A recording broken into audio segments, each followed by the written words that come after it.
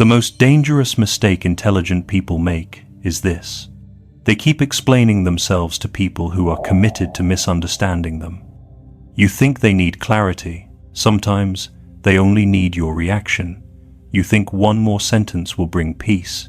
Sometimes it only gives them another weapon to twist against you. Buddhist wisdom teaches that suffering does not come only from the insult, the judgment, or the foolish words of another person. It grows when your mind clings to those words, repeats them, argues with them, and lets anger become a fire inside you. This is the purpose of how intelligent people deal with stupid people. Buddhist wisdom to find inner peace. This audiobook is not here to teach you arrogance, coldness, or contempt. It is here to help you protect your peace, recognize emotional traps, speak only when truth can bring clarity, stay silent when silence protects your dignity, and walk away before someone else's chaos becomes the weather inside your mind. Chapter 1. The first mistake explaining yourself to those who refuse to understand. The first mistake intelligent people make is believing that every misunderstanding deserves a full explanation. You say something clearly, but someone twists it. You explain again, and they change the subject. You bring evidence, and they attack your tone. You stay calm, and they keep provoking you until your calm begins to crack. At that point, the conversation is no longer about truth. It has become a trap. The painful lesson is this. Not every misunderstanding comes from a lack of information. Some people misunderstand because misunderstanding protects their ego. Others distort your words because distortion gives them control. A few listen only long enough to find one phrase they can use against you. When you keep explaining to such people, you slowly leave your center and enter their confusion. Buddhist wisdom reminds you that suffering grows when the mind clings to what it cannot control. You can control your speech, your intention, your honesty, and your response. You cannot control whether another person chooses to receive the truth. Their mind is not your home. Their judgment is not the final measure of your worth. Imagine carrying a lamp into a dark cave. Someone inside closes their eyes and says, "There is no light." If you spend your whole life begging them to see, the lamp is wasted. Sometimes the wiser path is not proving the lamp exists. It is carrying your light to places where someone truly wants to see. This does not mean you become arrogant or careless with your words. It means you stop treating every closed mind as your responsibility. Speak clearly when speech has value. Correct what must be corrected, but when the other person keeps moving away from understanding, stop chasing. Intelligence is not proven by how many arguments you can win. It is proven by how much peace you can protect. The deepest wisdom is knowing who deserves your explanation, who deserves your patience, and who only deserves distance. Chapter 2. Why intelligent people get trapped in over-explaining. Over-explaining often looks like patience, but sometimes it is fear dressed as reason. You may tell yourself, "I just want them to understand." That sounds noble. Yet underneath that sentence, another need may be hiding. "I cannot feel peaceful until they see me correctly." This is where intelligent people become trapped. A sharp mind can build endless arguments. A sensitive heart can keep adjusting its tone. A fair person can keep hoping that fairness will finally be returned. But if the other person is not interested in truth, every new explanation becomes another rope around your energy. The deeper pain is not only that they misunderstand you, it is that you still want recognition from someone who has shown no respect for clarity. Buddhist teaching calls this attachment. Attachment is not only clinging to things, status, or pleasure. It can also be clinging to approval, clinging to reputation, clinging to the hope that a closed person will become open if you perform goodness perfectly enough. Think about a coworker who twists your idea in a meeting. Later, you spend the evening rewriting the conversation in your mind. You imagine what you should have said. You prepare a message. You correct the wording again and again. But ask yourself honestly, are you trying to create understanding, or are you trying to rescue your image inside a mind that does not care to be fair? That question can feel uncomfortable. Still, it can save your peace. You do not need to be understood by everyone to live with dignity. Your life, your conduct, and your consistency are already your explanation. A diamond does not beg a stone to understand its shine. The sun does not chase those who close their curtains. It simply rises. In the same way, you can speak the truth without begging for acceptance. You can correct a falsehood without surrendering your whole nervous system. When you feel the urge to explain again, pause and ask, will this create clarity, or am I trying to soothe the fear of being misjudged? If clarity is possible, speak. If fear is leading, breathe first. Your peace becomes stronger when it no longer depends on the approval of people who are committed to seeing you wrongly. Chapter 3. Not every question deserves your energy.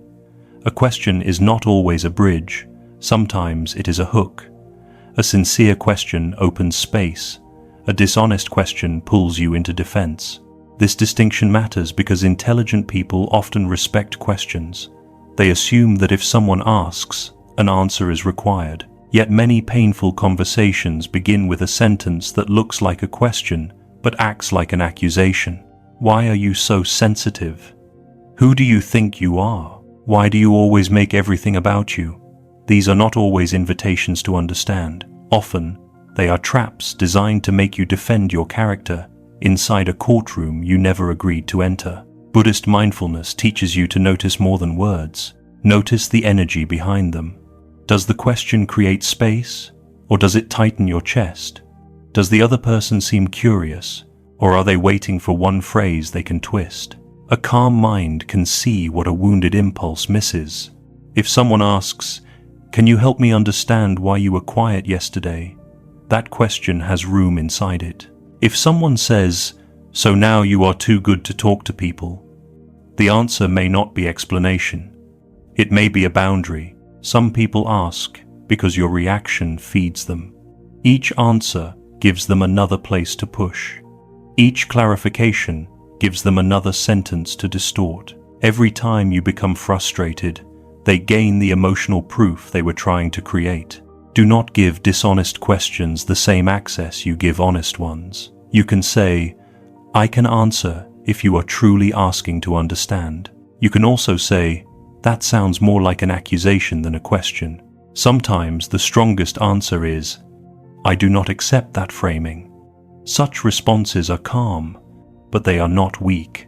They reveal the game without joining it. If the other person softens, there may be a conversation. If they escalate, there was never a real conversation to begin with. Your attention is not public property. Your mind is not a free road for anyone who wants to dump confusion into it. A question deserves your energy only when it has enough humility to receive an answer. Otherwise, protect your peace and return to the people and purposes that do not require you to bleed before being heard. Chapter 4. The pause is your first freedom. Between what happens and what you do, there is a small space. In that space, your freedom lives. Most people lose this space. Someone speaks sharply, and they speak sharply back. A message arrives, and their fingers rush to answer. A foolish comment appears, and the body reacts before wisdom can stand up. This is why the pause is so powerful. It may look small from the outside, but inside your mind, it is a doorway. Without the pause, another person's tone controls your face. Their insult controls your breath. Their confusion controls your nervous system. With the pause, you remember that you are not a puppet. You can feel anger without becoming anger. You can hear disrespect without becoming disrespectful. You can notice heat in your chest and still choose not to burn the room down. In Buddhist practice, awareness begins in the body. Calm is not only an idea, it must reach the breath, the jaw, the shoulders, and the hands. When someone provokes you, feel your feet on the ground. Let your shoulders drop. Relax your jaw. Take one slow breath before you speak. These simple actions return authority to you. A rushed answer often serves the wound. A slow answer can serve wisdom. Picture a family dinner where someone makes a remark they know will hurt you. In the past, you may have answered instantly. The whole table remembered your reaction more than the provocation. This time, you pause. You may say, "That was unnecessary." You may say, "I am not discussing that here." You may also decide, "The moment does not deserve a sentence." The power is not only in silence, it is in choice. Your ego may protest. It may whisper, "Say something now." Show them, make them regret it. Listen, but do not obey too quickly. The ego loves speed. Wisdom can wait. A person who can make you react instantly can steer you from outside. A person who can pause has already taken the power back. Firmness may still be needed. Boundaries may still be spoken. Harm may still have to be named. But a boundary spoken from a settled body is far stronger than a speech thrown from an injured impulse. The pause turns reaction into response.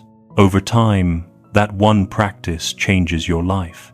Conflict loses some of its poison. Your words become cleaner. Your peace becomes harder to steal. Chapter 5. Ignorance that can learn and ignorance that is proud. Not all ignorance is the same. This truth protects your compassion from becoming naive and your intelligence from becoming arrogant. Some people do not know because no one has taught them. Their questions may sound simple. Their words may be clumsy. Their understanding may be incomplete. Still, there is humility in them. When they discover they were wrong, they become curious instead of defensive. Such people deserve patience. Everyone begins somewhere. A wise person does not mock a beginner for not being advanced. Intelligence without compassion becomes another form of blindness. Yet another kind of ignorance exists. It is proud, loud, and resistant. This kind does not want to learn. It wants to protect itself. It laughs at what it does not understand because mockery is easier than growth. It interrupts because silence would expose how little it has truly considered. It attacks your character because it cannot answer your logic. With this kind of person, more explanation rarely creates more understanding. It often gives their pride more material to twist. Buddhist wisdom teaches that compassion must walk with discernment. A kind heart without clear seeing becomes a doorway for abuse. Clear seeing without kindness becomes cold and superior. The middle path asks, what is actually here? If a person is open, offer patience. If a person is closed and proud of being closed, offer distance. Imagine two students in a temple courtyard. One spills a bowl of water because his hands are unsteady. He bows and asks how to hold it better. The teacher guides him. Another student kicks the bowl, laughs, and says, "The bowl was weak anyway." Would a wise teacher respond to both in the same way? Of course not. One needs instruction. The other needs a boundary. In daily life, the same principle applies. A friend who asks awkwardly but sincerely may deserve your time. A person who mocks you in front of others does not deserve the same access. A relative who wants to understand your limit may need a conversation. A relative who keeps violating it and acting surprised may need distance. You do not need to hate the proud person. Hatred only binds you. Simply stop feeding their resistance with your sacred energy. Let your heart remain warm, but keep your eyes open. True wisdom knows when to teach, when to listen, when to bless from afar, and when to stop watering a dead branch while calling it love. Chapter 6. Answer. Once, clearly, then stop. There is a point where repeating yourself stops being communication and becomes self-abandonment. At first, you explain because the matter deserves clarity. That is healthy. A mature person can say what they mean, correct confusion, and take responsibility for their words. But once you have spoken clearly, calmly, and honestly, another responsibility appears. You must stop giving unlimited access to your energy. If the other person keeps twisting your words, asking the same question, or pretending not to understand what has already been made plain, the problem is no longer your explanation. The problem is their commitment to distortion. Many intelligent people miss this point. They think, maybe I need a better example. Then they think, maybe my tone was wrong. Later, they think, maybe if I explain the whole history, they will finally understand. Soon, they are giving a full lecture to someone who only wanted a fight. The wise path is different. Say what is true once. Say it with dignity. Keep it simple. Do not insult. Do not beg. Do not decorate the truth with desperation. After that, let your boundary speak. You might say, I have explained my position clearly, and I am not going to repeat it in a conversation that is no longer respectful. Another moment may call for, I am willing to talk when we both want understanding, not when the goal is to attack. Sometimes the cleanest sentence is, this is my final answer on this. These words can feel uncomfortable at first. A part of you may worry that stopping makes you look guilty. Another part may fear that they will create their own story. They might let them. A false story inside an unstable mind is not worth surrendering your whole inner life. Buddhist teaching on right speech does not mean speaking endlessly. It means speaking with truth, usefulness, timing, and compassion. If a sentence is true but useless in that moment, silence may be wiser. If more words only feed anger, fewer words protect peace. Answering once is respect. Repeating forever is surrender. Prepare a few calm boundary sentences before conflict arrives. A prepared boundary is easier to speak with grace. Over time, people learn how available your peace is. If you repeat yourself 10 times, they learn that pressure works. If you answer once and stop, they learn that clarity is not negotiation. Speak once, speak clearly, then allow silence to protect what words have already done. Chapter 7. Silence is not defeat. Many people fear silence because they believe silence gives victory to the other person. If you do not answer the insult, they may think they won. If you do not correct the accusation, they may believe their version. If you stop arguing, others may assume you had no defense. This fear keeps intelligent people trapped in useless conflict. They are not always fighting for truth. Often, they are fighting against the shame of being seen as weak. Buddhist wisdom invites you to see silence differently. Silence is not always surrender. Sometimes it is the highest form of self-command. A lake does not become clear because it argues with mud. It becomes clear because it is allowed to settle. In the same way, your mind does not become wise by chasing every disturbance. It becomes wise when it knows what to let pass. Still, not all silence is healthy. Silence from fear can become resentment. Silence from confusion can become self-erasure.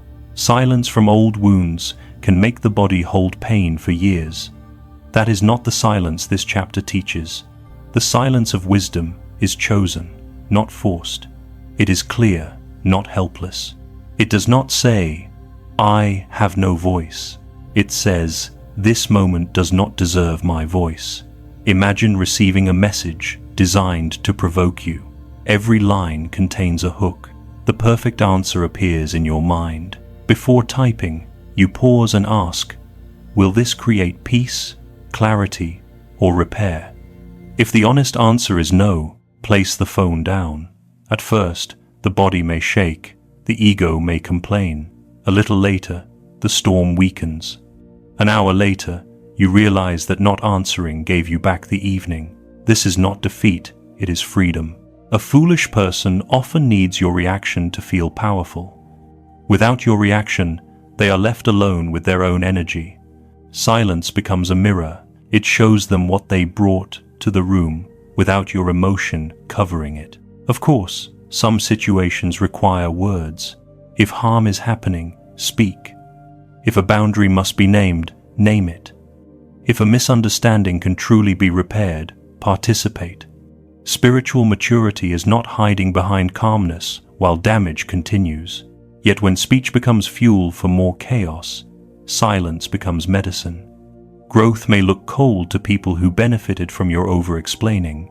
Let them misunderstand your peace. You are no longer available for every storm. Chapter 8.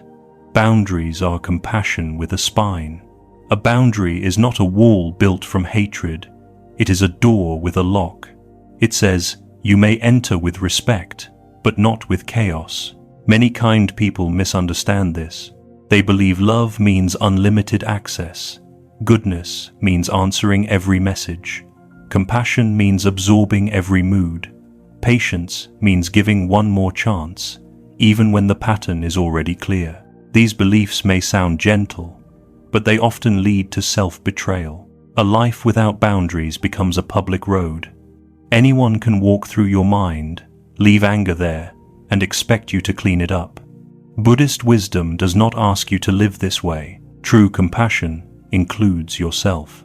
If kindness to others requires cruelty toward your own nervous system, something has become unbalanced. You can respect another person's humanity without giving them full access to your peace. A boundary does not say, you are worthless. It says, this behavior cannot continue in my life. It does not require shouting.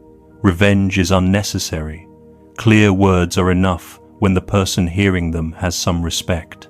You might say, I am not willing to continue this conversation while I am being insulted.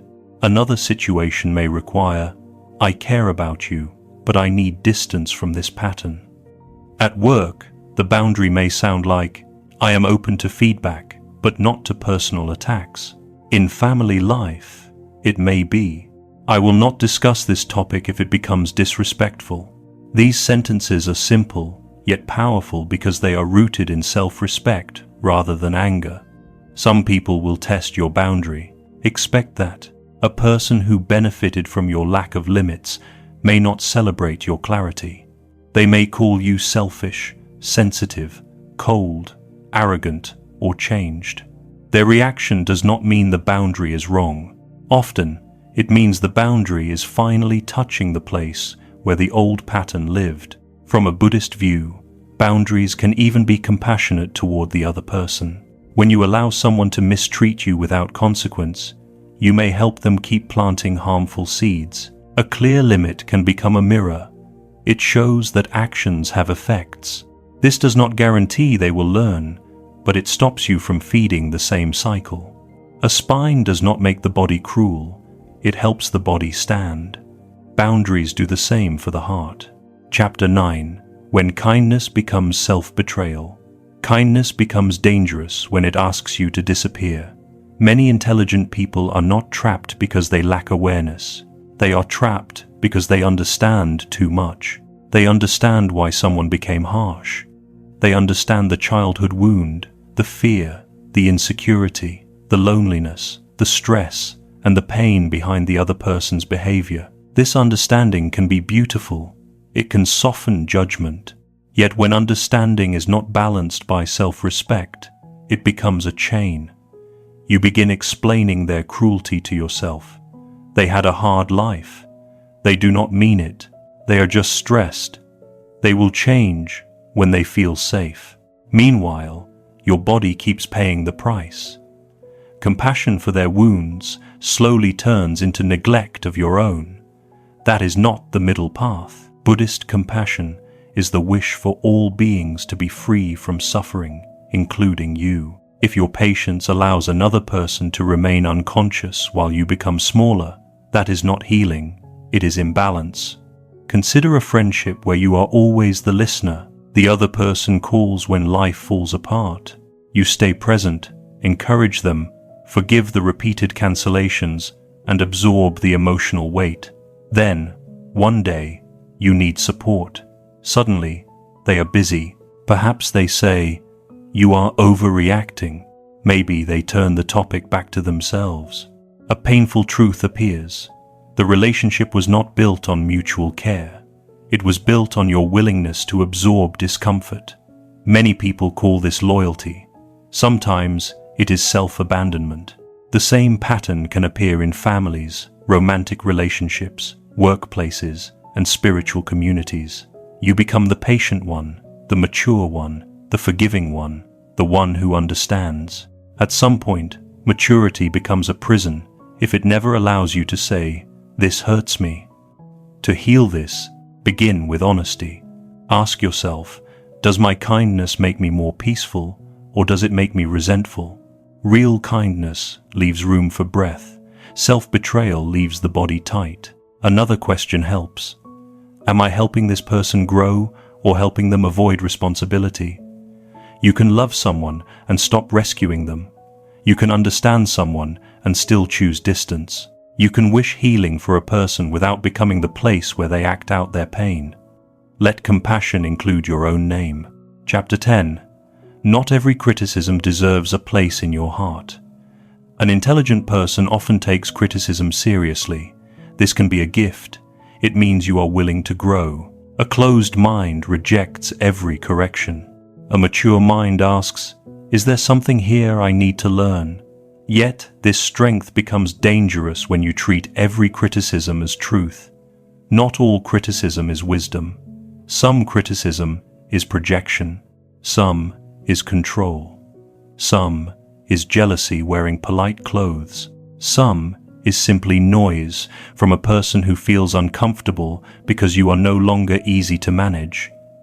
If you swallow all of it, your heart becomes a storage room for other people's wounds. Buddhist mindfulness offers another way. Listen, but do not become a prisoner. When criticism arrives, do not immediately accept it or reject it. Hold it in awareness. Look at its source. Look at its energy. Look at its fruit. A useful criticism may sting, but it brings clarity. A harmful criticism may sound confident, but it leaves confusion, shame, and fear. Imagine someone says, "When you interrupted me earlier, I felt unheard." That may be worth receiving.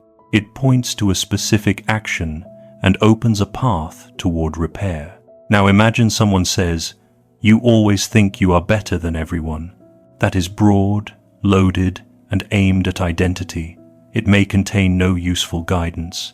A wise person does not respond to both in the same way. Take the lesson when there is a lesson. Leave the poison when there is poison.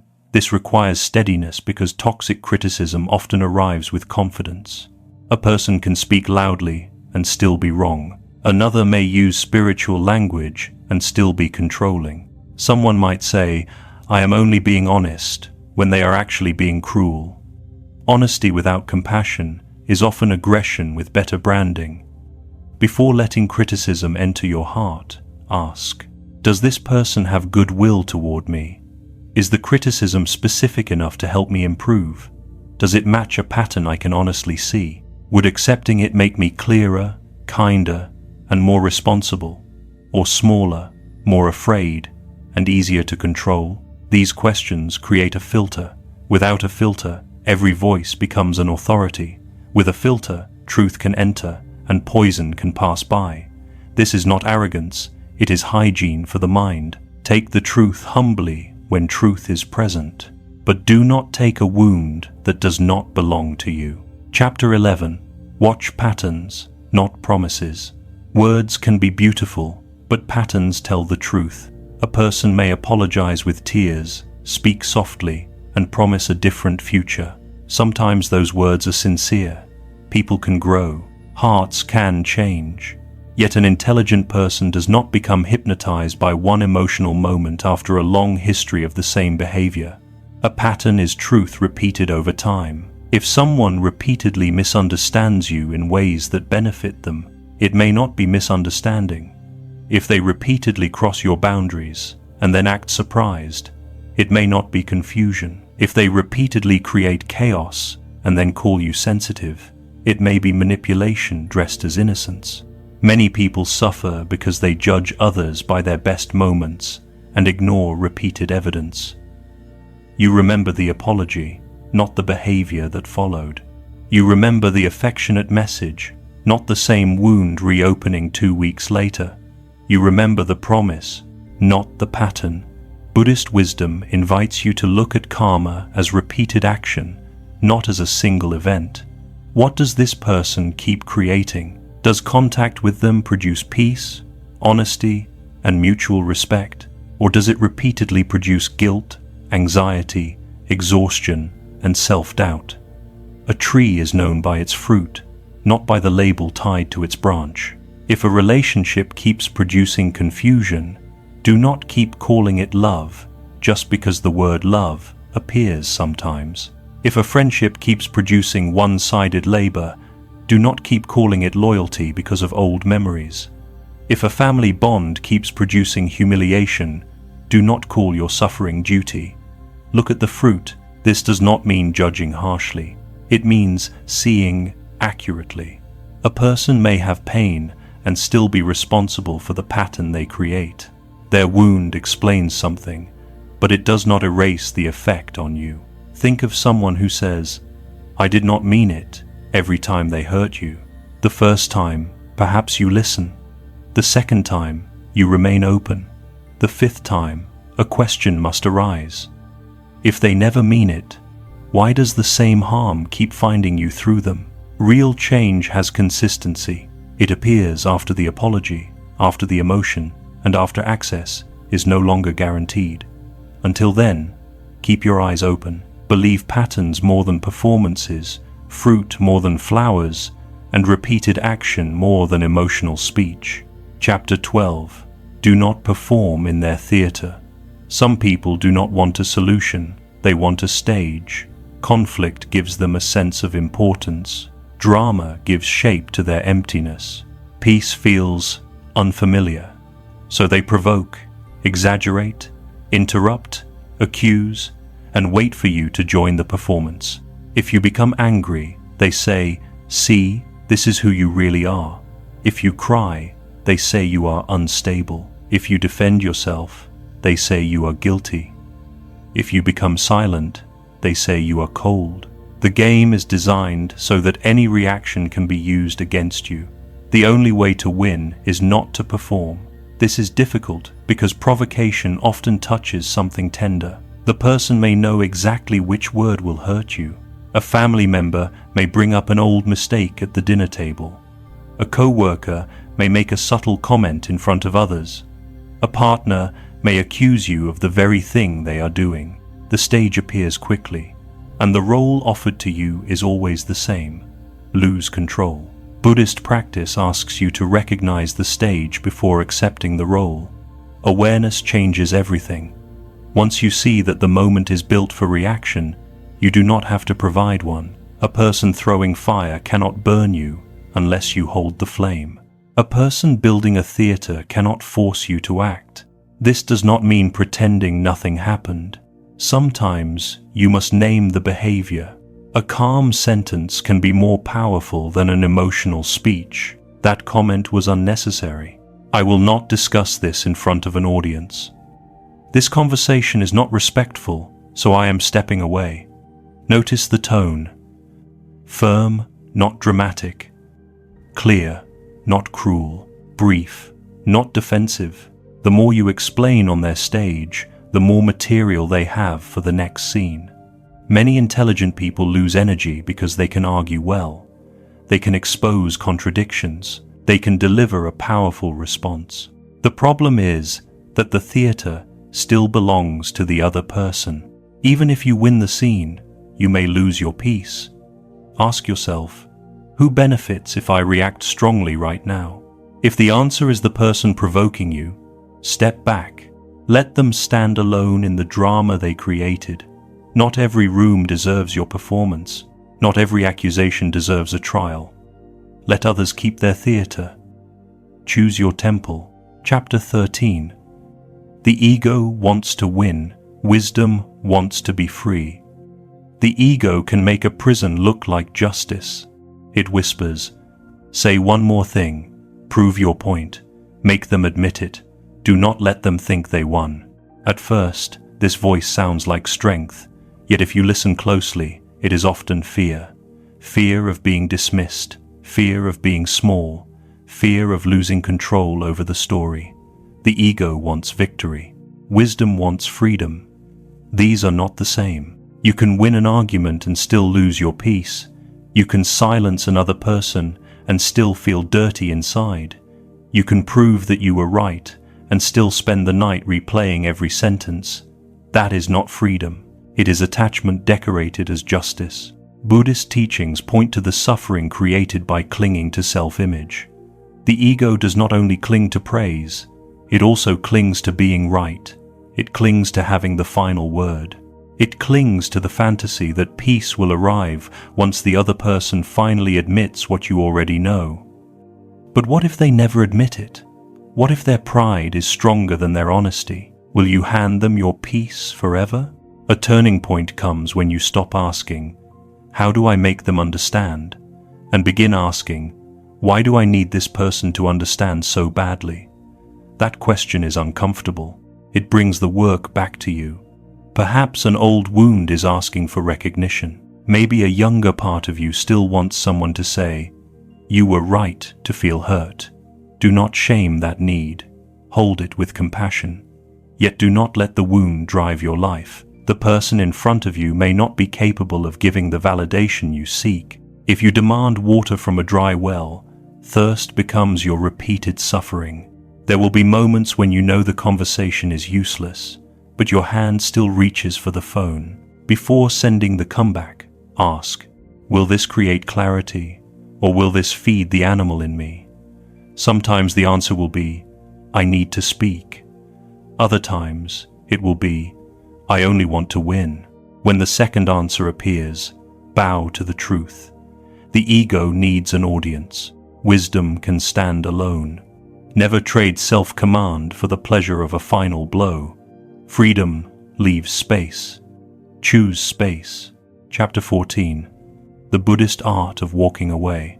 Walking away can be one of the most misunderstood forms of strength.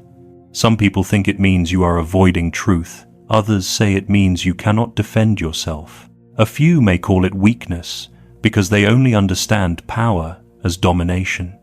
Yet from a Buddhist perspective, walking away can be an act of deep clarity. Avoidance runs away before truth has been faced. Wise departure happens after truth has been seen. There is a difference. If you leave because you are afraid to speak, the lesson may still be waiting. If you leave because you have spoken clearly, set a boundary, watched the pattern, and seen that more words will only feed suffering, then walking away becomes discipline. It says, "I will not continue creating pain just because my ego wants one more round." Think of the teaching about the unwanted gift. A man insults a monk again and again. The monk listens calmly and asks, "If someone offers a gift and the other person does not accept it, who owns the gift?" The answer is simple. The giver still owns it. In the same way, when someone offers anger, contempt, or confusion, you do not have to accept it. Their words may arrive at your ears. They do not have to enter your heart. Walking away is the physical form of not accepting the gift. This can mean ending a phone call that has become abusive.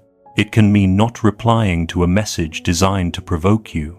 It can mean leaving a room where humiliation has become entertainment. It can mean stepping back from a relationship where every conversation becomes a battlefield. No dramatic announcement is needed. Sometimes peace returns through a quiet decision. At first, the silence after chaos may feel strange. The body may miss the drama because the nervous system became used to it. You may wonder if you were too harsh.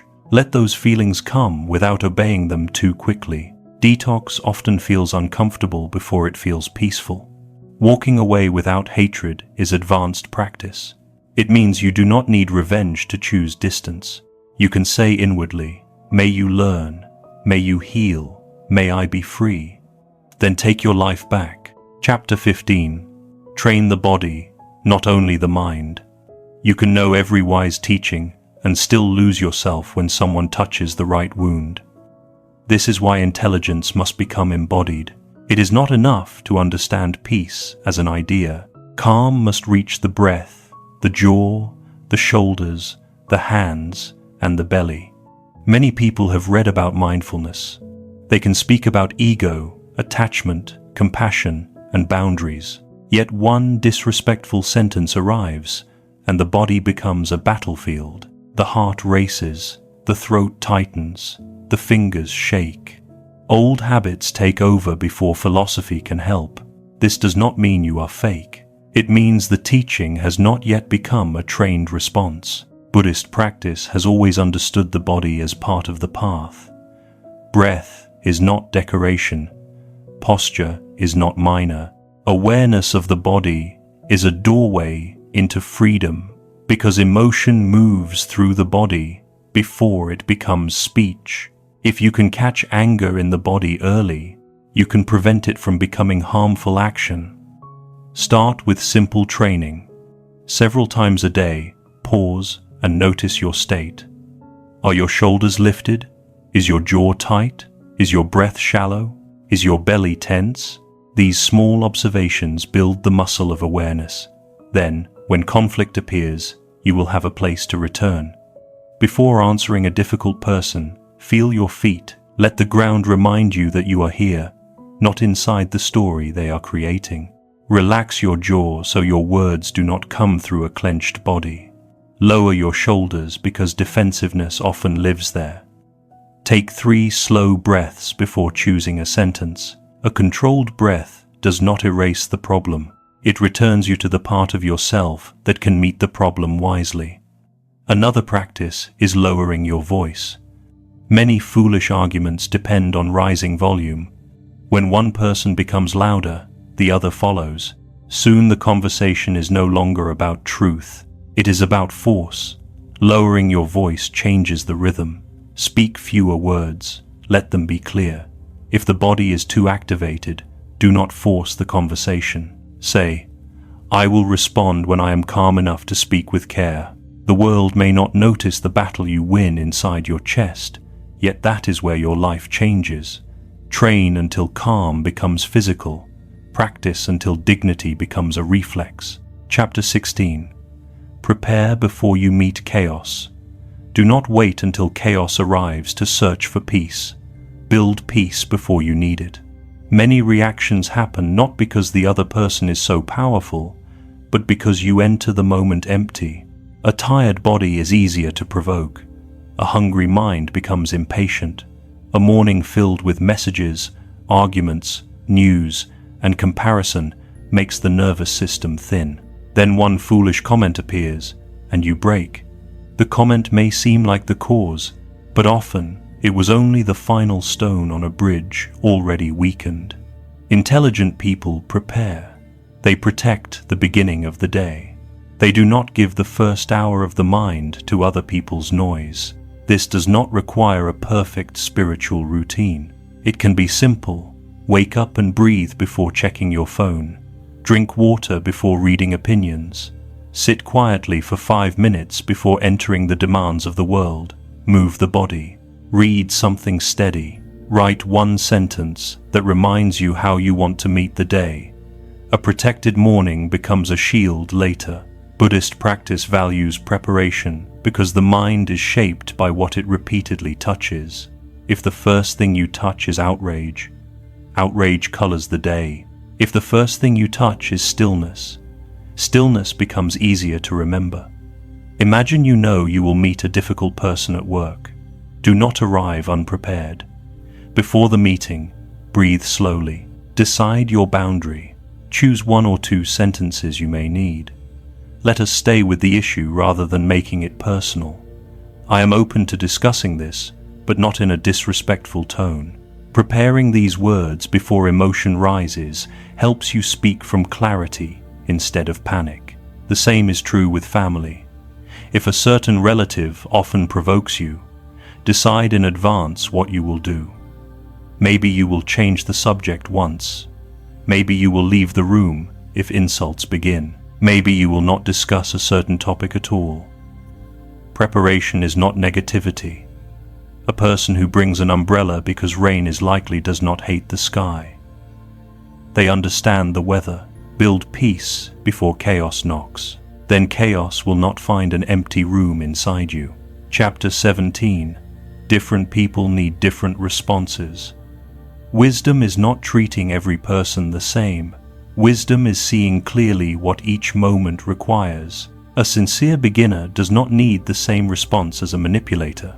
A grieving person does not need the same response as an arrogant provocateur. A person who made one mistake does not need the same response as someone who repeats the same harm for years. Many kind people suffer because they use one tool for every situation. They explain when they should stop. They comfort when they should set a boundary. They stay gentle when firmness is needed. They become harsh when patience would have helped. Buddhist compassion is not blind sameness. It is accurate care. With a person who is sincere but confused, be patient. Offer simple words. Do not humiliate them for not knowing. Their willingness to learn is more important than their current level of understanding. With a person who is arrogant, be brief. Long explanations may only feed their desire to debate. A short, calm response protects energy. With someone who enjoys provoking, do not reward the game. Answer less, pause more, refuse the stage. With a manipulator, distance may be necessary. They often use empathy as a handle. Do not hand them more handles. With an aggressive person, protect safety first. Spiritual maturity does not ask you to remain in harm's way to prove calmness. Leave, seek support, document what matters, and choose protection. With repeated offenders, reduce access. If someone has shown you the same pattern many times, your next act of wisdom may be not giving them the same opportunity again. With someone who is truly hurting and still has goodwill, be compassionate while keeping limits. Pain explains intensity, but it does not justify abuse. This map is practical because life is not simple. People are complex. You may meet a person who is ignorant but kind. Another may be intelligent but cruel. A third may speak spiritual language but behave selfishly. Watch the fruit. Does contact with this person create more honesty, repair, and respect, or more confusion, guilt, and exhaustion? Your response should match the fruit. A gardener does not water every plant the same amount. An intelligent person does not give every person the same level of explanation, vulnerability, or time. Access is earned through respect. Let compassion stay alive, but let discernment guide where it goes. Chapter 18. Do not let their chaos become your inner weather. Other people's chaos becomes dangerous when it starts to feel like your own climate. One rude message can darken your morning. One foolish comment can steal your focus. One twisted accusation can follow you into dinner, sleep, and the next day. The outside event may be small, but the inner echo can become large. This is why you must guard attention like a sacred gate. Attention is not just mental energy. Attention is life. Wherever it goes, part of your life goes with it. If you spend your best hours replaying an argument with someone committed to misunderstanding you, you are paying for their chaos with pieces of your destiny. Many people underestimate this cost. They say, "It was just a conversation." But after the conversation, they cannot work deeply. They speak sharply to people who love them.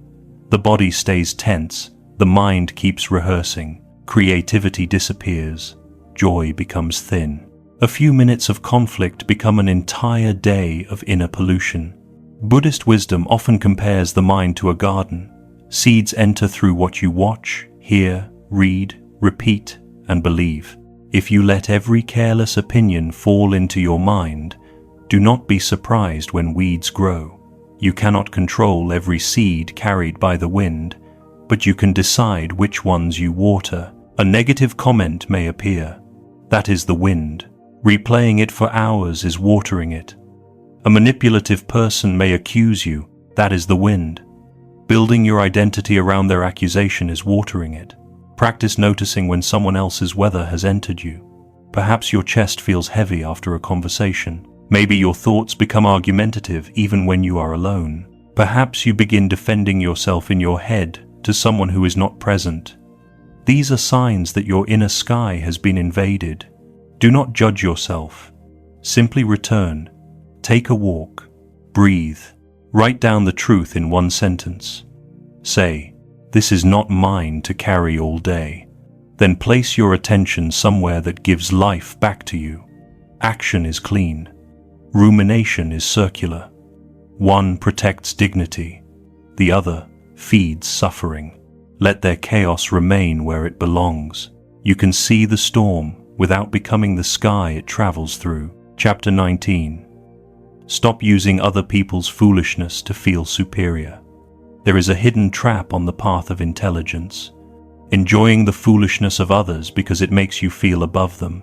This trap is subtle. You may complain about shallow people, but keep spending time with them. You may say you hate drama, but secretly feel alive when you analyze it. You may mock ignorance, yet remain close enough to it to feel special by comparison. This is not wisdom. It is ego feeding on contrast. If you stand beside a broken wall, you may feel tall. That does not mean you have grown. True intelligence does not need foolish people nearby to prove itself. It builds, heals, studies, creates, serves, and refines itself. Buddhist practice turns the mirror inward. Seeing the faults of others is easy. Seeing your own ignorance is the real work. Where do you keep repeating pain while calling it loyalty? Where do you argue when you should leave? Where do you stay silent when you should speak? Where do you use overthinking and call it wisdom? Where do you use compassion to hide fear of conflict? Where do you use the word peace when you actually mean avoidance? These questions matter because every fool outside you can only disturb what remains untrained inside you. If one sentence can steal your entire peace, do not only blame the sentence. Study the place in you that opened the door. This does not excuse the other person. It strengthens you. Someone may indeed be manipulative, rude, or arrogant. Their behavior may be wrong. Still, your freedom grows when you ask what part of you remains available to the pattern. Maybe pride wants respect from people who cannot give it. Perhaps insecurity needs agreement from unstable minds. Maybe loneliness keeps you near those who drain you. When you see this clearly, you stop using their foolishness as entertainment and start using it as a teacher. The goal is not to look at the world and say, "Everyone is foolish except me." That thought is another form of ignorance. The goal is to become so clear that you no longer need to hate foolishness, join it, or feel superior to it. Let other people's behavior become a mirror, not a throne. If you can see ignorance outside you, use that sight to remove ignorance within you. Then your intelligence becomes humility with strength. Chapter 20. Choose your conversations, choose your life. The conversations you choose become the life you live. A day is not only made of tasks, it is made of attention. A life is not only made of years, it is made of repeated inner states. If you repeatedly give attention to arguments, accusations, gossip, and emotional chaos, your mind becomes shaped by conflict. If you repeatedly return to clarity, meaningful work, honest relationships, and silence, your mind becomes shaped by peace. Intelligent people understand selection. They select food for the body. They select books for the mind. They select goals for the future. Yet many forget to select conversations. They let anyone enter. A bitter comment enters. A manipulative message enters. A pointless debate enters. A person who never listens enters. Soon the inner temple is crowded with noise. The wise person begins to close the gate with care, not from fear, not from arrogance, from devotion to a better life. Every minute spent proving yourself to someone committed to misunderstanding you is a minute not spent becoming stronger. Every hour lost to emotional chaos is an hour not given to your craft, health, family, creativity, prayer, rest, or future. This is not a small cost. You are paying for nonsense with your life. The question is not, can I win this argument? The better question is, does this argument deserve a part of my life? That question changes everything. A stranger online may be wrong, Let them be wrong. A relative may repeat the same complaint. Set the boundary again if needed, then live. A co-worker may misunderstand your intention. Clarify once if useful, then return to your work. Your life must become more important than your need to correct every false version of you. Buddhist wisdom points toward liberation from unnecessary suffering.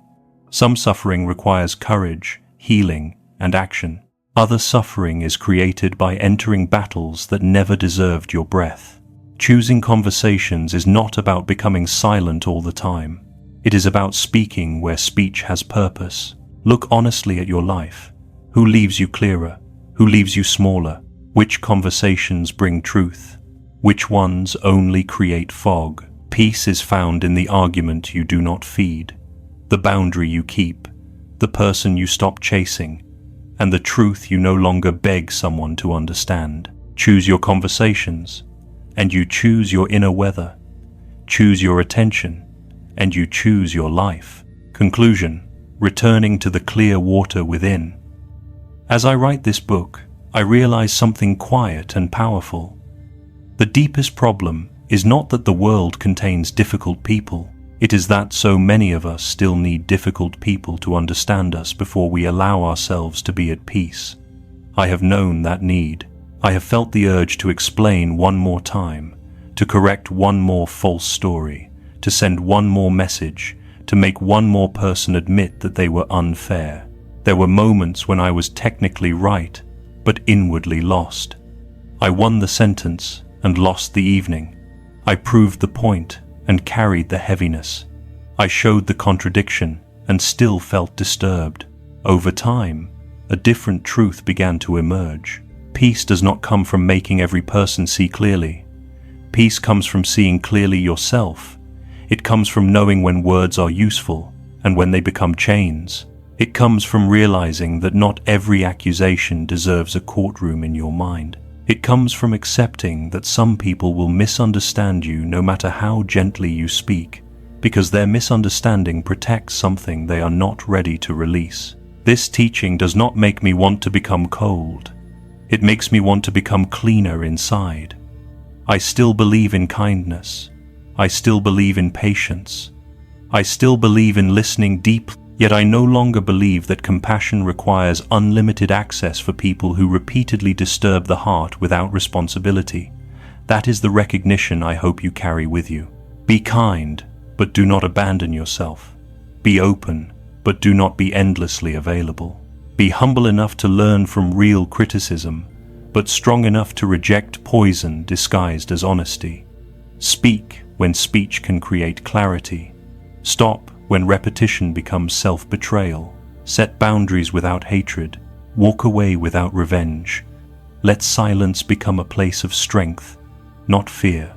Most of all, remember that the foolishness of others is not your final enemy. The deeper challenge is the part of you that still gets pulled into proving, winning, defending, and reacting long after wisdom has already shown the door. When someone throws mud into the lake of your mind, you do not need to jump in and fight the mud. Step back, breathe, let the water settle, return to the clear place within you.